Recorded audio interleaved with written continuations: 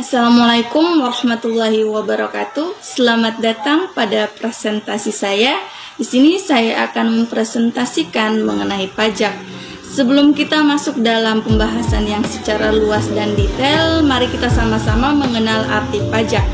Pajak di sini merupakan kontribusi yang wajib diberikan kepada pemerintah kepada masyarakat setempat selaku warga negara Indonesia.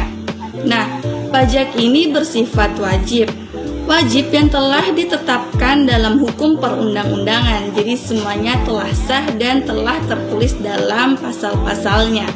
Nah, sebelum kita masuk dalam pembahasan yang secara detail, izinkan saya memperkenalkan diri. Perkenalkan, nama saya Putri Dahlia, jurusan Ekonomi Syariah, Fakultas Syariah dan Dakwah, merupakan mahasiswa YIN Kota Sorong. Oke, pembahasan selanjutnya yakni mengenai kewajiban membayar pajak. Nah, sesuatu apabila telah dikatakan wajib atau merupakan kewajiban, maka kita selaku warga negara Indonesia harus taat dan patuh terhadap pembayaran pajak ini. Sebab pajak tersebut memiliki kegunaan dan manfaat yang sangat besar, baik secara langsung maupun tidak langsung terhadap masyarakat setempat. Manfaat yang dapat dirasakan secara langsung yakni munculnya atau berkembangnya pertumbuhan ekonomi yang maksimal dan membaik. Namun efek atau dampak yang tidak dapat kita rasakan secara langsung yakni utang-utang negara dapat terlunaskan atau terbayarkan. Jadi dari kewajiban masyarakat untuk membayar pajak di sini, pajak tersebut juga memiliki macam-macam dan jenis-jenisnya. Yang pertama ada pajak kendaraan, yang kedua ada pajak pembangunan, yang ketiga ada pajak penghasilan, yang keempat ada pajak provinsi, yang kelima ada pajak kabupaten atau kota, dan yang lain-lain. Nah, pajak di sini juga memiliki manfaatnya tersendiri. Manfaat dari pembayaran pajak ini untuk membantu pemerintah dalam membiayai atau memberikan gaji terhadap pegawai negeri. Yang kedua, gaji terhadap tentara. Yang ketiga, bantu melunasi utang-utang negara. Yang keempat itu bantu dalam membiayai pembangunan. Jadi biaya pembangunan di sini di mana pemerintah mengambil uang hasil pajak atau uang hasil pembayaran pajak yang dilakukan oleh masyarakat untuk membangun bangunan di seluruh Indonesia secara merata. Seperti yang telah kita lihat bahwa bangunan-bangunan megah itu hanya ada di kota-kota besar, dan di kota-kota kecil, salah satu contohnya di Kota Sorong ini, bangunan-bangunan yang besar atau megah pun hanya beberapa, itu pun tidak terlalu besar.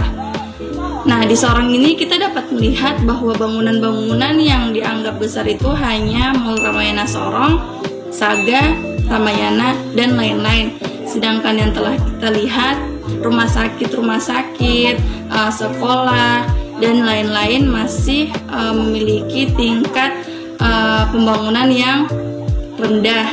Nah, jadi di sini merupakan contoh atau gambaran pertumbuhan ekonomi yang ada di Jakarta atau di kota-kota besar, sedangkan yang di bawah sini merupakan gambaran pertumbuhan ekonomi atau pembangunan yang ada di kota-kota kecil, salah satu contohnya di Kota Sorong.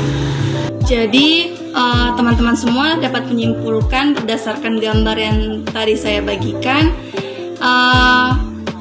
perbandingan antara kota-kota besar dengan kota kecil itu sangat berpengaruh, terutama dalam pembangunan dan pertumbuhan ekonominya. Pertumbuhan ekonomi yang membaik itu rata-rata berada pada kota-kota besar, sedangkan pertumbuhan ekonomi pada kota-kota kecil itu masih sangat melambat atau masih sangat rendah.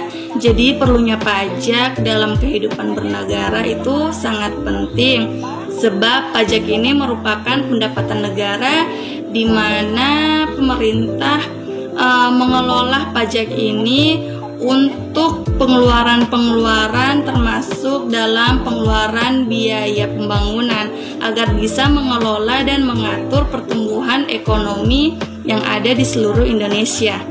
Jadi, saya selaku mahasiswa ingin menyampaikan kepada bapak-bapak, ibu-ibu, dan saudara-saudara sekalian yang telah bekerja harus tetap patuh dan taat terhadap pembayaran pajak dan jangan lupa membayar pajak.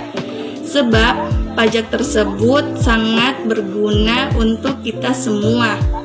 Karena yang dapat merasakan efek baiknya pun akan kembali kepada kita. Sekian dari saya, kurang dan lebihnya mohon dimaafkan. Wabillahi taufiq wal hidayah. Wassalamualaikum warahmatullahi wabarakatuh.